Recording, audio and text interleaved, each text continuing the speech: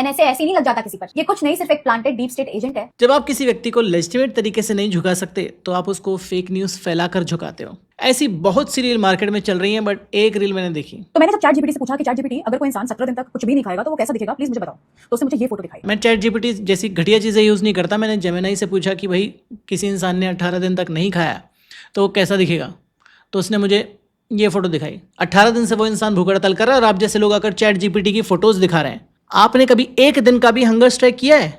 एक दिन भी बिना खाना खाए आप रहे हो? जो किसी इंसान को आप जज कर रहे हो कि 18 दिन बाद ऐसा दिखना चाहिए, मैंने एआई से रिसर्च करा है। देश के लोगों का मानसिक दिवालियापन किस हद तक है वो आपको इस व्यक्ति की इस रील से पता चल जाएगा। और ये रहे हमारे सोनम वांगचुक साहब, किसको पागल बना रहे हैं लोग। आप जैसे लोगों को पागल बनाने की जरूरत कहाँ है? आप लोग तो ऑलरेडी पागल बने हुए हो। और मैं क्यों खड़े रहूं सोनम वांगचुक जैसे इंसान के साथ, जो मतलब जिसका कोई रिकॉर्ड ही नहीं है। 2014 के पहले से कोई प्रोटेस्ट नहीं की, किसी प्रोटेस्ट का वो पार्ट नहीं हुआ। इतने सारे पेपर लीक होते थे राजस्थान बिहार जब कांग्रेस की सरकार थी, तो कहां थे उस वक्त सोनम वांगचुक। जिस इंसान की आप बात कर रहे हो वो 1988 से 2019 तक एजुकेशन सिस्टम की बेहतरी के लिए काम कर रहा है, ग्राउंड लेवल पर साइंटिफिक इन्वेंशन कर रहा है जिसको भारत की आर्मी यूज करती है। और ये महिला कौन है मुझे कुछ नहीं पता, बट इनका तीर मैं इन्हीं पर छोड़ता हूँ। आपने कितने प्रोटेस्ट करे 2014 से पहले? और क्यों करता है कांग्रेस के टाइम में प्रोटेस्ट, क्योंकि जब 2004-5 में केंद्र में कांग्रेस की सरकार थी तब एक लद्दाख विजन 2025 बनाने के लिए कमेटी बनी थी जिसमें वांगचुक मेन मेंबर था। मतलब कितने बेवकूफ लोग हैं। क्यों कोई सरकार सोनम वांगचुक का कंट्रीब्यूशन नहीं चाहेगी देश की तरक्की में? और यही किया उस समय की सरकारों ने, और यही करना चाहिए था इस समय की सरकार को भी।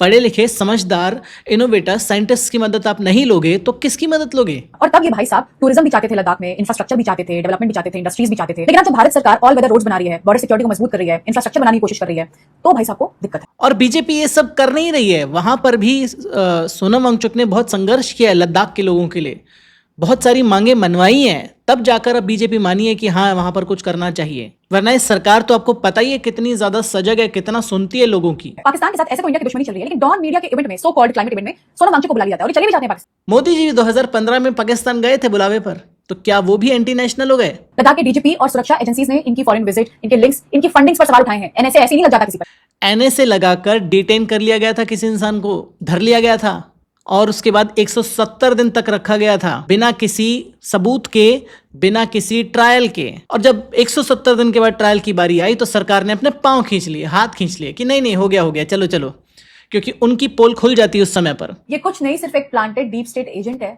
जिसका काम है डोमेस्टिक अनरेस्ट क्रिएट करना। आप किसकी एजेंट हो? मनोज तिवारी की?